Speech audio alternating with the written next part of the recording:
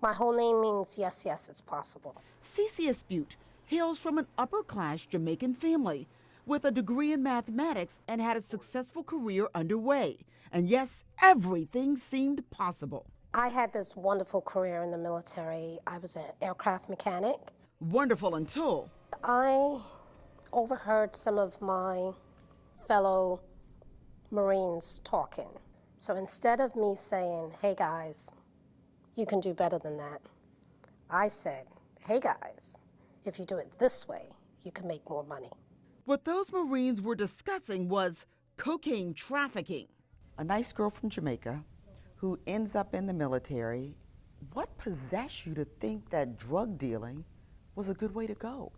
I don't think I thought of it as drug dealing. It was just something to do. Now in hindsight, absolutely, it was wrong. A wrong she paid dearly for. For me, the hardest part was being in solitary confinement. For 23 hours a day, I was by myself. I had to learn to like myself so that I could listen to my heart. After years in prison, I took a step to the gate.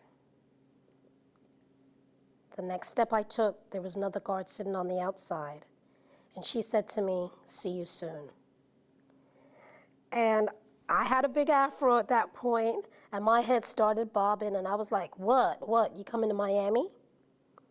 And she said, no, 96% of all inmates violate their probation in the first year and come back. And before I took that third step, I made up my mind I was never coming back. but despite launching a career as a photographer and becoming a vital member of her church, she was still a convicted felon, and that meant certain segments of society remained off limits.